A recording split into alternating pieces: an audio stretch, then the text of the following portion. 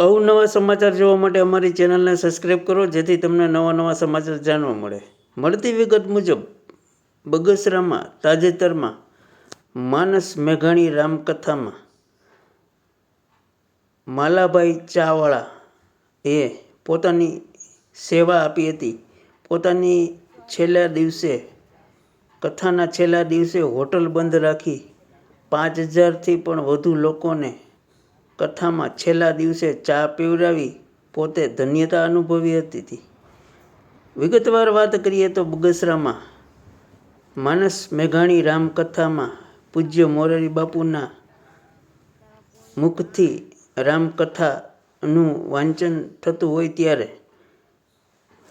આ રામકથામાં પૂજ્ય બાપુને આ રામકથામાં લોકો બહોળી સંખ્યામાં આ રામકથા સાંભળવા માટે લોકો ગામે ગામથી આવતા હોય ત્યારે બગસરાના માલધારી સમાજના એવા માલાભાઈ ચાવાળા, જેની જૂના બસ સ્ટેન્ડ પાસે હોટલ આવેલી હોય, ત્યાં પોતાની હોટલ બંધ રાખી છેલ્લા દિવસે લોકોને ચા પીવડાવી પોતે ધન્યતા અનુભવી હતી.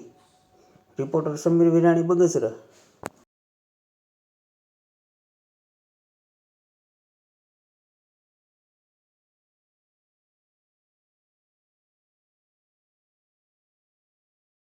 શું કહેશો, આજે કઈ રીતની સેવા છે ચાની તમારી, ને કોણે આયોજન કરેલું છે એ બાબતે શું કહેશો?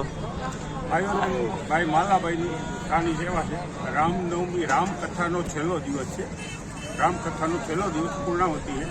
આજે માલાભાઈને 4 દિવસ પહેલા વિચાર આવ્યો હતો કે મારે 1 દિવસનું યોગદાન આપવું રામકથામાં, ચા ફ્રી. તમામ રામ સેવક માટે 1 દિવસનું ચા ફ્રી યોગદાન દેવું. એટલે આજની તારીખ એને નક્કી કરી. કેટલાક માણસોએ ચા પીધી છે આમાં?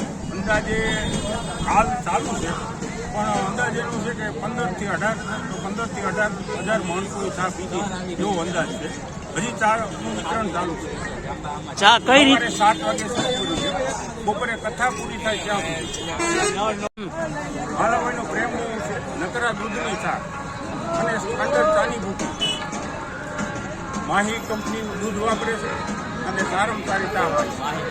એમાં એનો ભાવથી અને દિલથી એને ચા પાય છે. પાણી નથી નાખ્યું અને આખા દૂધની ચા પાય છે. બગસરામાં એમનું નામ છે, ઘણું એ નામ કમાણા છે. એટલે એને મનથી એમ થયું કે મારે 1 દિવસનું ચા દર્શકોને અને રામ પ્રેમીને પાવું આયોજન હતું.